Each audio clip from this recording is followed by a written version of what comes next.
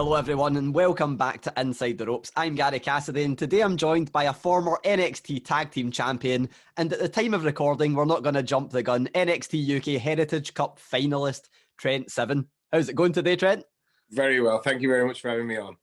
Thank you for joining me. So NXT UK is back, arguably bigger than ever in the BT Sports Studios. How's it been for you being back after so many months of not being able to wrestle? Was there any ring rust, or is it just pure excitement and adrenaline to be back? Yeah, I'd be lying to everyone if I said there wasn't a bit of ring rust. Yeah, the way things have been set up is obviously it's had to be very, very meticulous. Obviously we're in the middle of a pandemic, so we have to make sure that we're looking after everyone's best interests. But we've managed to be able to kind of like get back to our performance center and get some level of training back into it. So we didn't have to just, turn up at BT Sport and hope that we remembered everything that we'd ever worked on. So, but just kudos to the company and BT Sport for all coming together and working together to create, what I feel is a very memorable part of our of NXT UK's history. It's been very tough and it's very trying and very testing for everyone. But I feel the amount of work and the amount of effort that's been put in by WWE and BT Sport has just been second to none, and it's given us a chance to be able to perform perform for our fans at this very testing time as well. So, my hat goes off to everyone. It's been just put in such amazing effort. Most definitely, and I wouldn't want to call you a tag team specialist because you're a former ICW World Heavyweight Champion, so you've obviously, you're well versed in singles competition. NXT UK fans might know you best as a tag team specialist up until probably the start of this year, and then we had the big gap. Yeah. Where is Tyler Bate is the big burning question. Are you just looking to break out on a singles run? Do we have any update on Tyler Bate's whereabouts?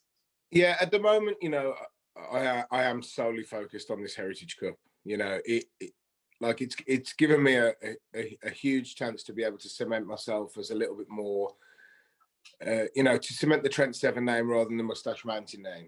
Do you know what I mean? And yeah. As important as Tyler is to me, and as important as obviously part of being Mustache Mountain and British Strong Style is, there is that part of me that, needs to be that little bit selfless sometimes and take the opportunities that I've got, because it's always good to have, to be in the history books as part of a team or part of a unit. But, you do have to cement kind of like your own little bit of a legacy as well. And that's what I'm focusing on with the Heritage Cup. But don't worry, Tyler's going to be okay. Excellent. That's always great to hear. The reason I ask that is because, we mentioned you're a former NXT Tag Team Champion. That one fact for me, it's always one where I need to go back and check, wait, it's NXT and not NXT UK. And then I remember the exact moment you won, which was absolutely incredible. How do you look back at that? Because it was such an incredible moment, but obviously quite a short run.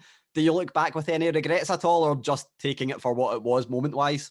Yeah, not at all. Like, you everything happens for a reason, and the timing was right, and our opponents were right. Like, it was just perfect. It was the absolute peak of my peak moment in my wrestling career, to be able to even walk out and perform at the Royal Albert Hall is like a career honor.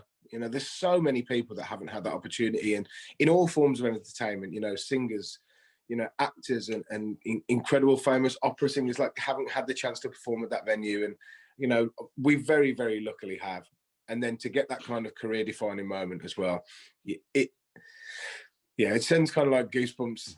It gives me goosebumps now thinking about it. But, that taste of gold is something that you have to focus on through your wrestling career. And as you progress, through your career, you are looked back on, and your career will be looked back on and valued with how many championships you won or nearly won, or, and now I have the chance to win the Heritage Cup, be the first ever name on it. It's just, these chances don't come through, don't come at you very often. So just like at the Royal Albert Hall, I'm going to jump up, I'm going to grab whatever I can, I'm going to grab it and run with it. And, we're very, very close to having the final of the Heritage Cup as well. So there's going to be no change there. Definitely all about making history. And I want to mention there's three names that I want to mention to you and see if you can tell me what they've got in common. Okay. The first is John Cena. The second is Samoa Joe. And the third is Trent Seven. What's the link?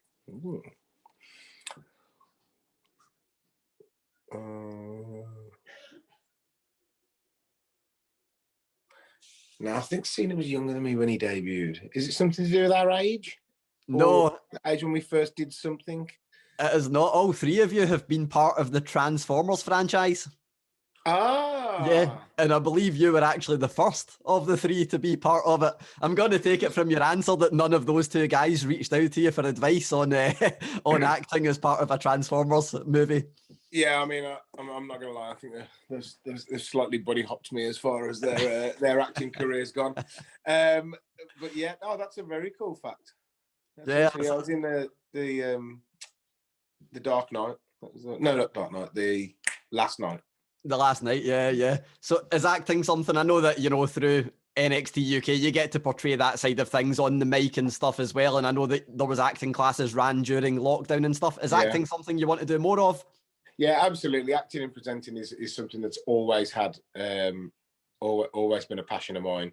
Not necessarily, I suppose, realistically, before and during me starting to even get remotely entertained by the fact of becoming a wrestler or having a go at wrestling. It was something that I always wanted to have a look into. So it's always something I've, I suppose a pie that I've kept my finger around. Do you know what I mean? But obviously with the schedule that we've been working over the last 4 years, you just don't really get the chance to be able to go to auditions and things like that. It's a little bit more complex now, obviously. But yeah, it's definitely something I'm going to be continuing to look at for the rest of my career. And if the chances of the opportunities fall in my path, then I'll be grabbing those as well. But yeah, that's a very interesting fact. It's awesome.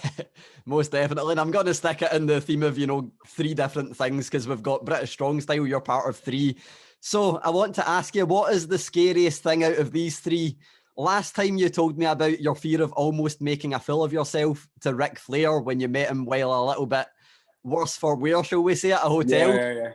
Yeah. In a hotel room, that was close. Yeah. He just dominated the conversation and yeah, that one was absolutely fine. I was a little bit worried, but yeah, he was just great. He's so entertaining just to talk to. Like he's just as like colourful and enthusiastic in a normal conversation than he is when the camera's in front of him. He's just so great. What's more scary? That moment of almost thinking you might have made a fool of yourself, doing the Dare Skywalk at Tottenham Stadium, or being in the ring with Dave Mastiff? Taking the cannonball off Dave Mastiff. When Dave Mastiff is midair, wrapped into a tight little ball of about 20 stone, hurtling at you with the force of gravity against you, that's probably the scariest thing that I've ever had to witness. It is absolutely frightening. But yeah, that walk at Tottenham, that was very cool. Very, very scary, but an excellent idea. Like a really cool idea that the club's got for the fans and people like that to have that extra little experience apart from just going to the stadium and watching the football. But out of those three, a hurtling 20-stone man coming at you when all you've got is a metal turnbuckle behind you. Yeah, that's the absolute most frightening by miles. I don't think anyone would argue with that, even not being in that situation. But my favourite thing about the Tottenham thing was the fact your top said Trent 7. I was like, that Perfect. Is genius. But of course, it's the 30th anniversary of The Undertaker this week. It's his final farewell. Have you ever met The Undertaker? And if so, what was the experience? If not, what are your memories of The Undertaker? There was one brief meeting where I met The Undertaker. And I can't remember the exact pay-per-view that we were backstage at, but I picked my time and I went over and introduced myself, and he was absolutely wonderful. He was so lovely. But we very early before, me and Pete and Tyler and a couple of the other lads, we'd been watching some like gone deep into the realms of YouTube on like the Undertaker, and we found a match from Japan, and I think it was 0-1. It's going to be around about, oh God, I can't even imagine how many years old, but he fights against Hakushi, or what would be Jinsei Shinzaki, in Japan for 0-1. And I spoke to him about that, and it kind of like sparked this thing, and he just started explaining to me how incredible it was. They had like a little bit of a talent share thing going on that Vincent sorted out, and he started telling me about the match, and it was just wonderful just to be able to have that kind of like interaction with him. But yeah, I mean, 30 years of just absolute unbelievable top level performance. Like there's nothing he hasn't done. He really is the man. Yeah, most definitely. And we mentioned earlier Tyler Bate and you kind of wanting to break out away from that. And you also mentioned Pete Dunne, who's in NXT. He's bridged the pond. He's been on both sides of the world over the past couple of weeks. Do you have any aspirations at all of wrestling at the Capital Wrestling Centre for NXT again? Yeah, absolutely. Of course. You've got to have those little kind of career goals. And, you know, my goal is still to be on WrestleMania. You know, yeah. I still want to be a part of the absolute peak of our industry. You know, you've got to have that as your goal. But yeah, the Capital Wrestling Centre just looks amazing, right? The cages and the perspex and that mixture of kind of like live fan and Thunderdome style. It's just, you know, the effort that's been put in by the production team and everyone there at WWE to give fans the best interaction and the best experience they possibly can get in these trying times. It just speaks volumes for just how much we actually do care about the fans, and we do care about the fans' experience with the WWE. So yeah, that Capital Wrestling Centre looks very, very cool. And you know, if Pete's over there, then I might hook him up and just stay with him for a little bit and see what's going there. Most definitely. And I mean, we mentioned how impressive that is, but the BT Sports Studios are obviously very impressive as well. So, unbelievable. So let's round up with two final questions on NXT UK. They're both kind of similar, but I'm going to ask them anyway. You're one of the veterans of NXT UK. You've been around since, I believe, the very start, if not very close to the very start. There's absolutely. A lot of before NXT UK existed. Yeah.